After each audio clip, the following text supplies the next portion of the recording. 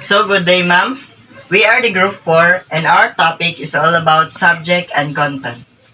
So by the way, my name is Juliemar and my report is all about types of subject.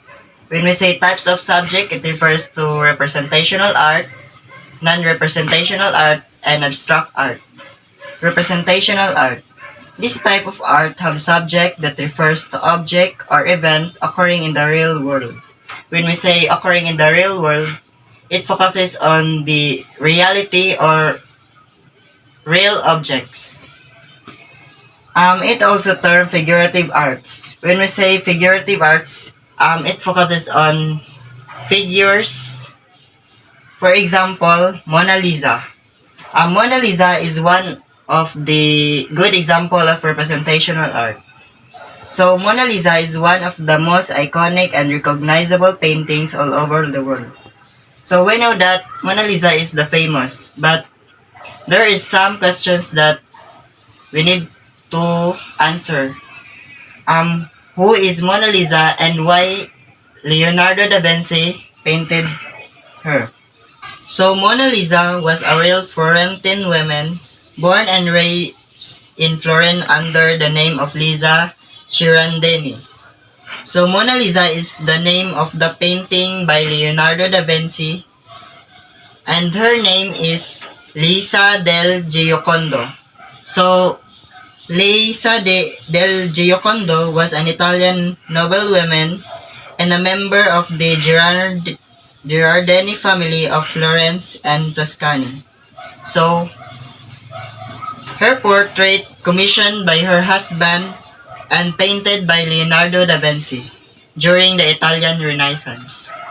So let's move forward to non-representational art. So this type of art does not make a reference to the real world, whether it is a person, place, things, or even a particular event. Non-representational art does not refer to true figures, unlike the representational art. It also termed non-figurative arts. It does not contains any figures that created. So it is stripped down to visual elements such as shape, lines, and colors that translates a particular feelings, emotions, and even concept. So even though the art contains shapes, lines, and colors, but it contains your feelings and your emotions. On the other hand, seeing a painting that has nothing in it but continuously drip of paint or splotches of colors either confounds the viewers or is trivialized as something that anyone with access to materials can easily make. Just like this artwork, and this is one of the example of non-representational art because it does not contain any figures, but only you can see is splotches of colors. And this art contains feelings and emotions.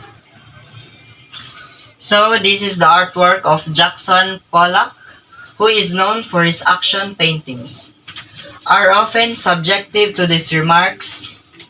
So Pollocks use their implements such as hardened brushes, knives, stick, and trowels to add details, textures, and dimension to his paintings.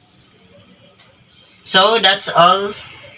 Thank you. So, good day everyone. My name is MAIMONA CASAN and my topic is all about non-representational art and abstract art. So, one source of confusion is the notion that non-representational art is the same as abstract art.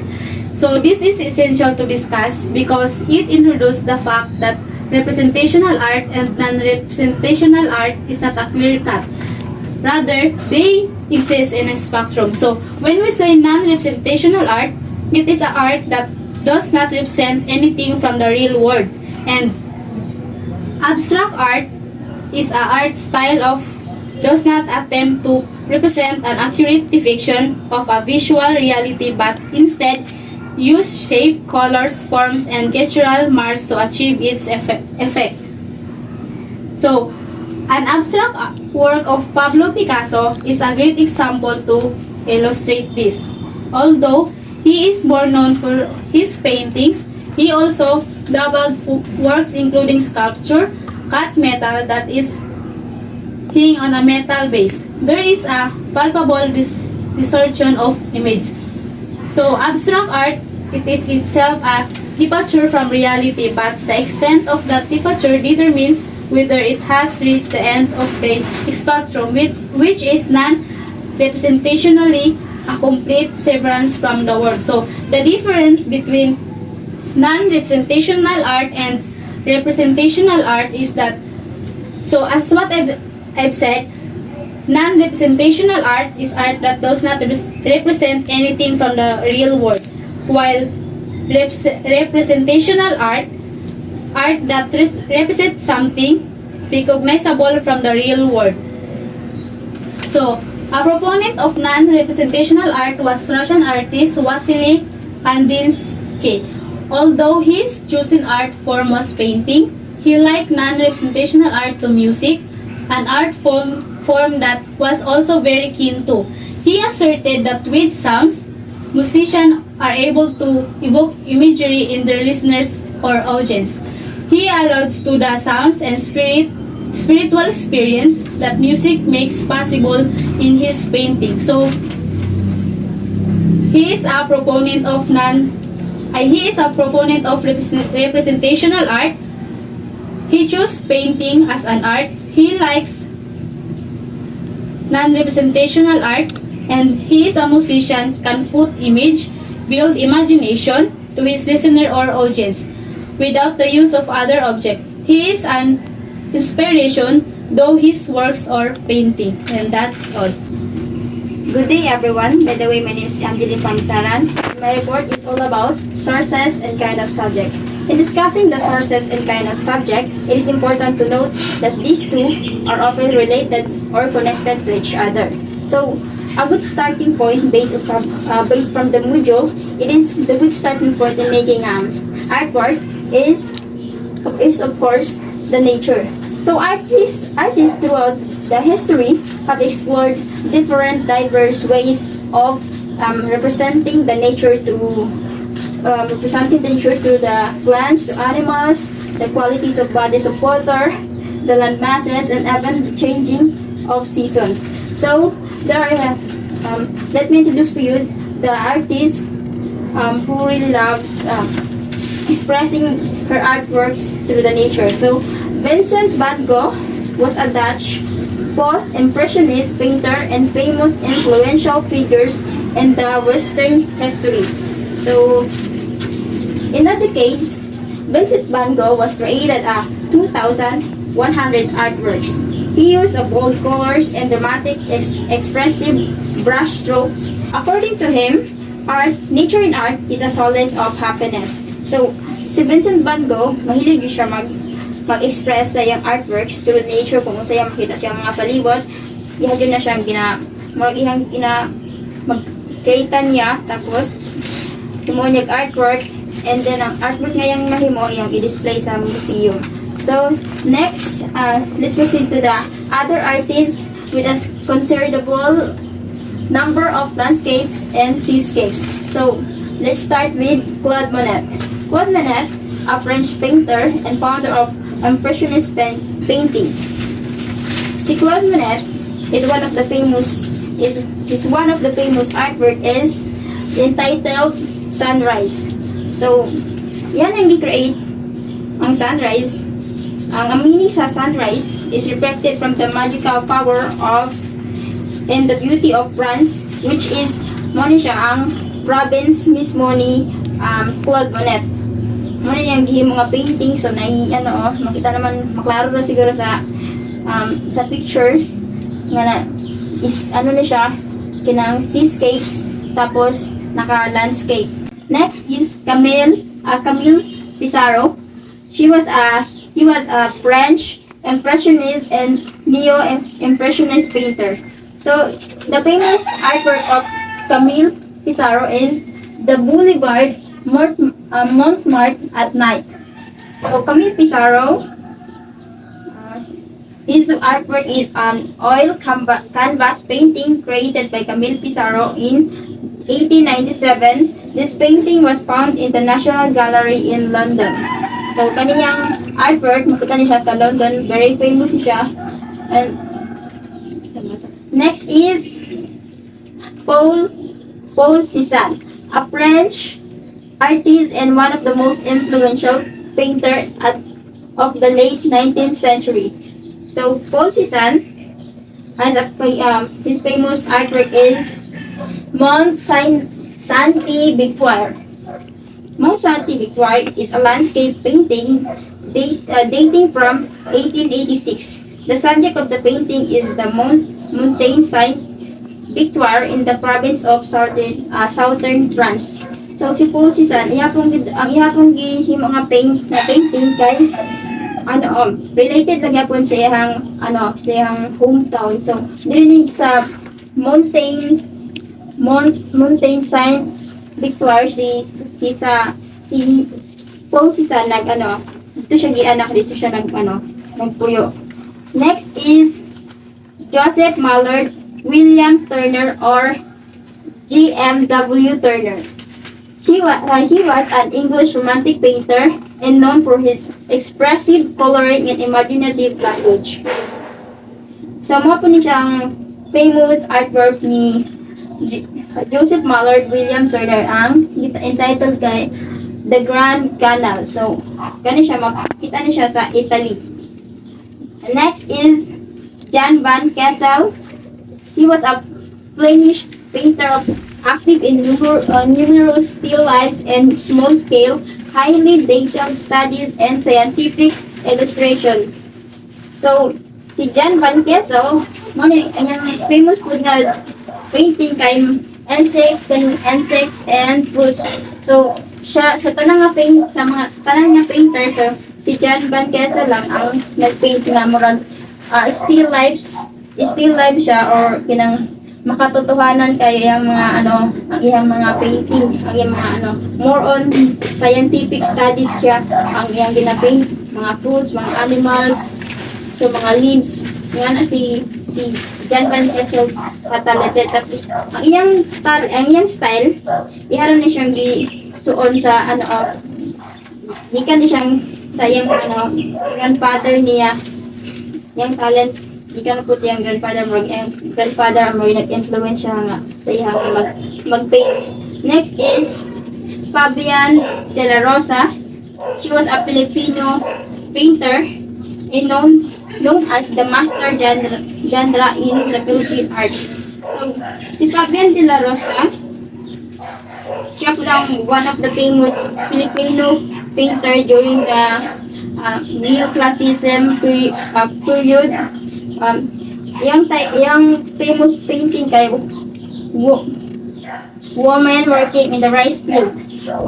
Woman Working in the Rice Field received a Golden Award at the International Exposition in USA during the 1904. It represents the life of the Filipino. So, si Fabian de la Rosa, isa din siya ka pinakahangaan nga Filipino painter kay ang iyang mga painting more on mga about sa Filipino cultures. So makita naman jud sa sa painting mga babayi nagtanom og kanang humay. So ang iyang gina-represent is about sa Filipino culture. So that is the end of my report. Everyone, I'm Anna Jane O. EBASITAS, and this is the continuation of FAMISARAN's report.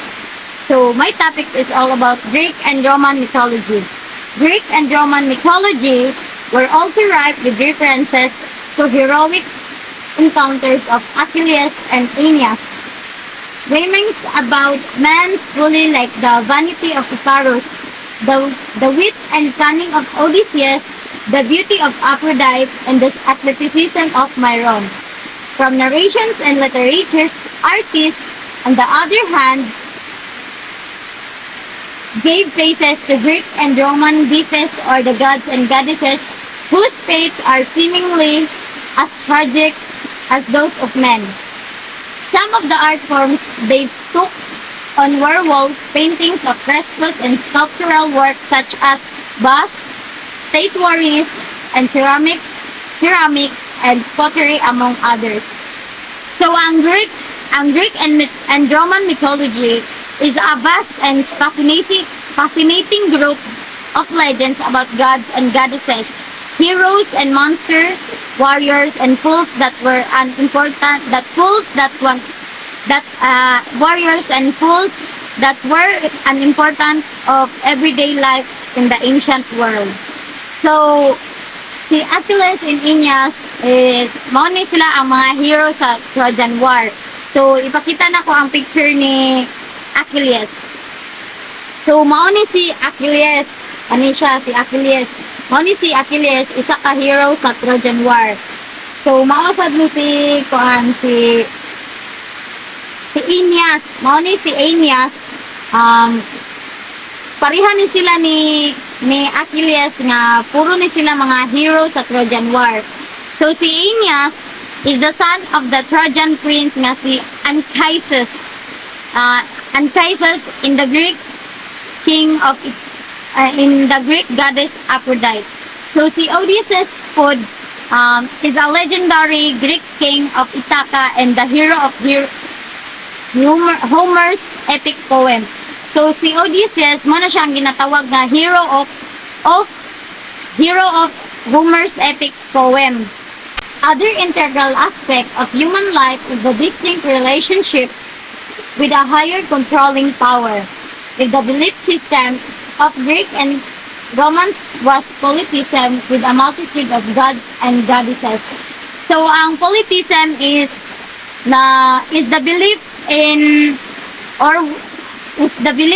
worship of more than one God. So ang polytheism nagatuo sila nga daghan og Ginoo. Then Judeo-Christian tradition stems from a belief in a lone creator of the universe, or what is called monotheism. So ang monotheism is mao na siya ang nagatuo nga isa ra ang Ginoo. Like sa kuha, mutuo ko nga isa ra gyud ang Ginoo. Kung kinsay gabuhat nako nimo or sa tanan tawo diri sa kalibutan, mao ra na ang Ginoo ra gyud. Depende na ninyo kung mutuo ba mo daghan ba ang Ginoo. So this tradition, guided by a host of styles, this tradition had an immense influence in Western civilization, especially in art. Guided by a host of styles and techniques, various media and art forms were also experimented with: paintings, frescoes, church architecture, overall plan of the space, stained glass, windows, tabernacles, and altars, sarcophagus, icons, and other carvings, vestments, tapestry, illuminated manuscripts, and other sacred scriptures, among others. So ang ilahang mga paintings is na-impluwensyahan sa Western civilization, especially ang ilahang mga art. So naa sila mga techniques sa paghimo ani. So naa sila various media and art forms. So naa sila mga forms sa mga arts. Then proceed ta sa next topic. Commissioned by Pope Julius II, the intricate fresco that lines the Sistine Chapel was created by Michelangelo. So si Pope Julius II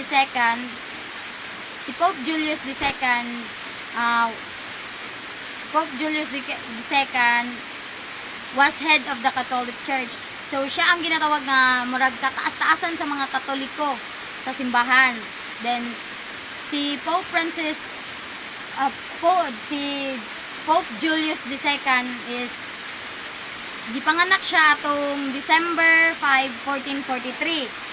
He was died in February 21, 1513 sa Rome, Italy.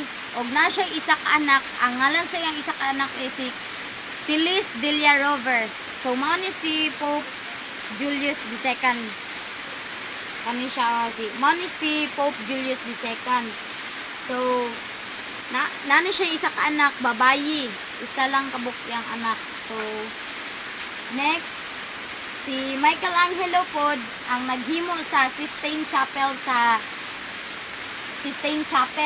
So, mao ni si Michelangelo.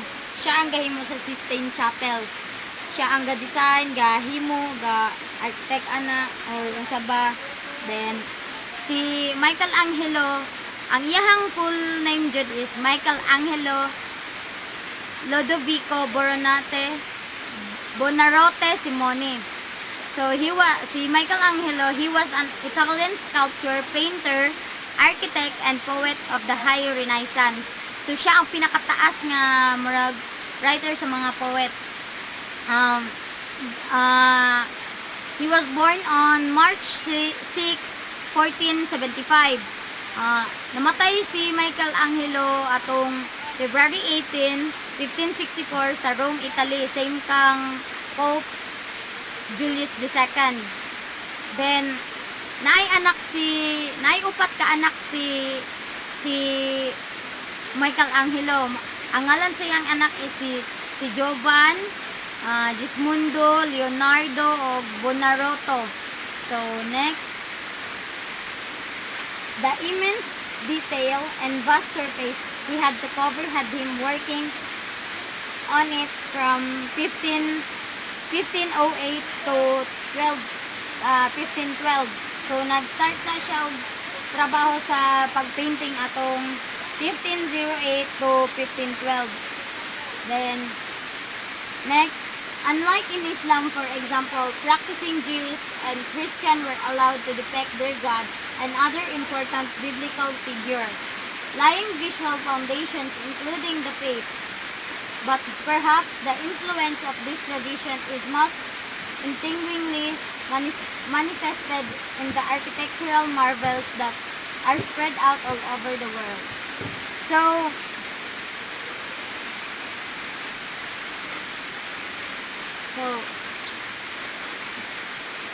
the formative years of church architecture can be traced in the 4th and 5th century, but different styles and plans were developed since then. Pasensya na mo kay hangin kayo diri ulan.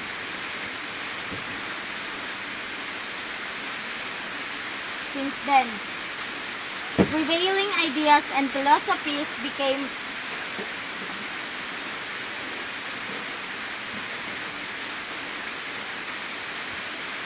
resources that were used by architects to imagine what the church should look like.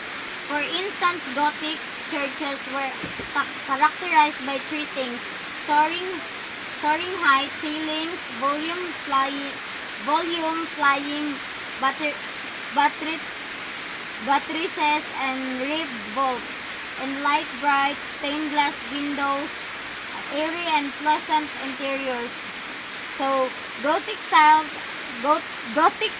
architecture is often attributed as the brainchild of Abbot Sugar.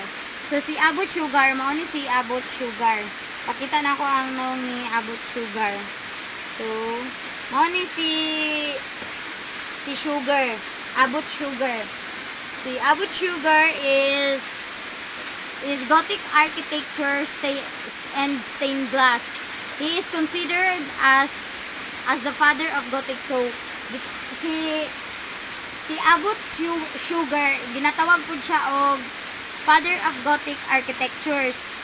Sugar is best known for the artwork he did at the Saint Denis Abbey. So ilado kayo si Sugar Abbey tungod sa iyang himo sa Saint Denis Abbey. Si Abbot Sugar gipanganak atong basta ang naibalan ako years raman 1081 o namatay siya atong January 13, 1151 sa Saint Denis, France. Isa na siya ka French nga, iyang nationality is French. There is a definitive sense that pointed of the feeling of awe on the part of the believer and the perceived majesty and power of God, all of which happened during the time when religion was at the heart of everyday life. So, ang kuan sa karon, ang naitabo na karon is kanang kung katong nanang mga daghang mga ubang religion sa ato ang kinabuhi nga kanang lain-lain na taog religious. Ako kay Catholic, ang uban na ay Baptist or unsa ba dira. Proceeding from a kind of hybrid between literature and sacred texts is the India's miniature paintings. In central India, the kind of art that was produced was deeply rooted in Vedic texts such as Upanishads, Puranas, and other important texts like the Sanskrit epics, Mahabharata and Ramayana. The significance of these paintings rests on its ability to foster devotions and the observance of a code of ethics through the visualization of Herbic narratives.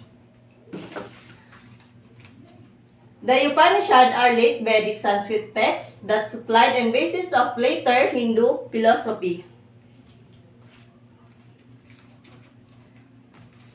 The Sanskrit term Upanishad from Upa, Greek word by, any side, sit down, translate to sitting down near. Puranas is also a Sanskrit word that means unsaid or old. The continuation.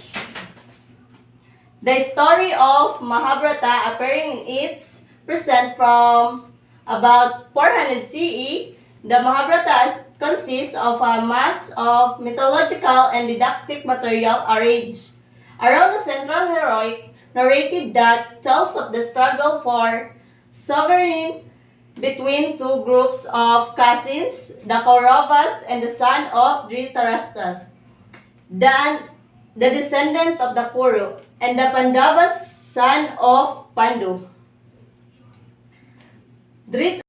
I am ELAINE MIPARANUM and I will be continue the report or topic that discussed by SAHAK. As we all know, art is universal. It is everywhere. It can be in our region, in our country, and to other countries, to any particular culture. So, my report is all about El Tres de Mayo. The picture El Tres de Mayo by Hag Tomas Coya. What happened in this picture? It was indiscriminate killing of Spanish freedom fighters and civilians were rounded up and massacred by French soldiers. Goya's painting of the massacre, which shows terrified civilian facing a firing squad, was intended to arouse anger and hatred on the part of Spanish. Where did it happen? This event, where did it happen? Saan ito nangyari? So, in this picture, El Tres de Mayo happened in the largest city of the street. So, where did it happen, this event or this picture? Saan ito nangyari? So, this picture, El Tres de Mayo, happened in the largest city of Spain, which is Madrid. Their blood literally ran through the streets of Madrid. So, what kind of event being portrayed in the painting of El Tres de Mayo? It is a horror war. In history of the art, the artists search a subject, they considerate events or states, example, discovery, colonization, revolution, and the resulting ideologies they breed, democracy, liberty, freedom, and rights. So, it is important to remember that the source of art and kind of subject were not merely a product of artist inclination and choice, but also a various movement and artworks created within those movements and events that indicate that notion of freedom and independence. So, these artworks serve as documentary and commemorative artwork that illustrate subjects such as important leaders in figures. Therefore, we can look at the image and give it as a clean understanding of what happened before and what they struggle and success before, and it allow us to connect and empathize on our emotional level. This is the continuation. During the Spanish colonial period in the Philippines, art was predominantly representation. During the first century of their dominance, art came as an aid of communication, a means of propagating religion to locals who spoke a different figures and icons. The visual art, from paintings to early sculptures such as santos and other votive figures and icons, were created to assist Catholic ministry existing art, and the craft tradition persisted. During the Spanish colonial period of the Philippines began when Explorer Ferdinand Magellan came to the island in 1521 and claimed it as a colony for the Spanish Empire. The period lasted until the Philippines Revolution in 1898. The momentum that secular or non-religious art later gained in the 19th century can also be attributed to this contact. The consequence of this development was the rise of the middle class with their newfound economic and social mobility patterns. Of art were no longer limited to clergy. This artistic trend cemented the distinction of artists such as Simon Flores, Justiniano Ascension, and Antonio Malantic, who became the foremost portraitists of the time. In the 19th century, the spread of democracy and rise of the middle class changed the equation. This deals to the birth of modernism in the later 19th century through such movements as Impressionism, Modernism, and Symbolism. Modernism is a concept born in the Industrial Revolution. Social mobility refers to the ability to change position within a social stratification system when people improve or diminish their economic status in a way that affects social class and they experience social mobility. Everyone, especially to our teachers, I'm here to continue discussing the Group 4 report. But first, I would like to introduce myself. My name is Raymond LAGUTIN. So let's go on to my report. As outlined in the beginning, works of art, what? For just example, you are just making art, so you need what? What represent what is the purpose, what is the meaning of your art. What is really seen into the artwork, its inspiration in the many kinds of translation. Just for example, is just like number one is what, so what is the reason. So there is a what is the really seen is kung ano ang nakikita mo sa iyong ginawang art. For example, bakit mo nagawa yan, or according to Fan of Sky, nagpapaliwanag sa pagsusuri o nilalaman kung paano naabot ang kahulugan o sa kahulugan ng iyong works of art or gawain ng visual arts in 1983.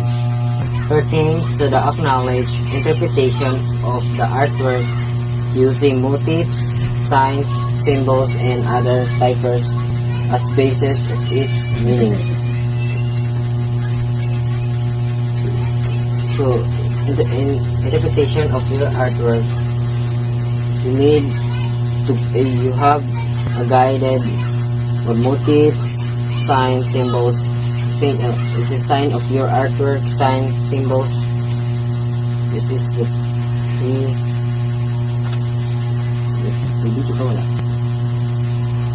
so in this interpretation is you need to using the motif, sign, symbols. So this is the guided of your artwork for what is the meaning. These conventions are established through time, strength, and by current use and wide acceptance by its viewers or audience scholars who studies them. Ang mga pag-uusap nito ay tinatag sa pamagitan ng oras, lakas, and tapos sa kasalukuyang paggamit na malawak na pagtanggap ng mga manonood o viewers o audience na nag-aaral nito. These meanings stem from the viewers or audience circumstances that come into play when engaging with art. So, ang kahulugan na ito ay nagmumula sa manonood o mga pangyayari, viewers or audience, that circumstances that na nakikipag-ugnayan sa art. Good afternoon, everyone. So I am the last reporter of Group 4, and this is the continuation of Lagutin's report. So, Michelangelo's creation of Adam. So, the creation of Adam is a fresco painting by Italian artist Michelangelo, which forms part of the Sistine Chapel ceiling painted between 1508 and 1512. So, it illustrates the biblical creation narrative from the book of Genesis, in which God gives life to Adam, the first man. So, the creation of Adam is probably the most fresco in the Sistine Chapel and one of the famous in modern art. So, ang creation ni Adam, no, is isa siya sa pinakasikat na modern art dito sa Sistine Chapel. Then, the meaning behind Michelangelo's creation of Adam. So, the most direct meaning in Michelangelo's creation of Adam is the moment when God created human life. So, ang iyang na meaning ani bitaw no is katong time nga gibuhat sa Ginoo ang mga tawo.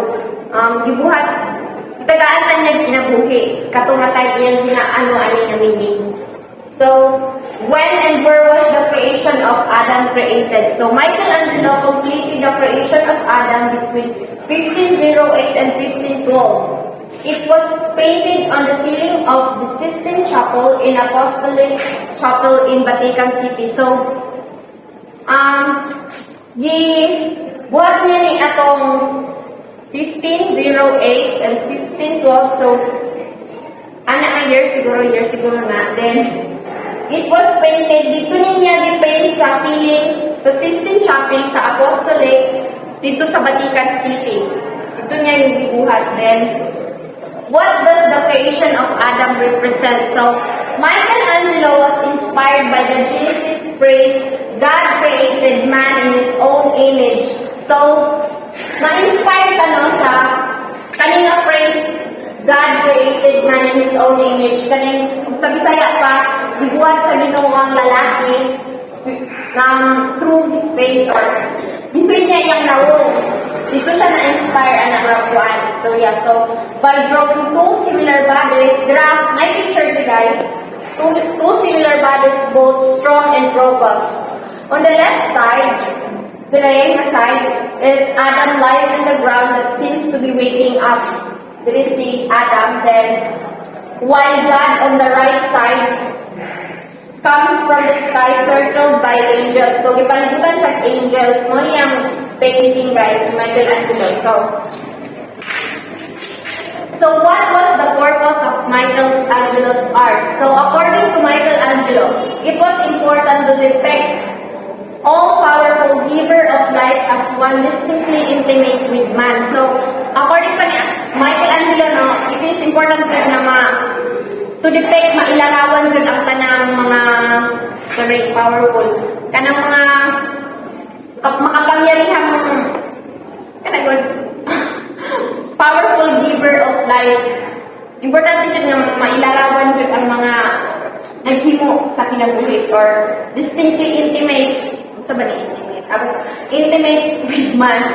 So, what is the central idea of the story of Michelangelo? So, they give expression to the theme that love helps human beings in their difficult effort to ascend to the divine. So, ang love daw, ang central idea is, ang gugma, makatabang. sa mga nagkalisod o nag-effort para makaangat dito sa kinatasan or divine. Kinataas-taasan ko. So, muna to siya guys. So, side-side naman siya guys. Minsantan naman siya about naman ni. Kaninga story is between Adam o God man. The first man. So, muna to. Thank you.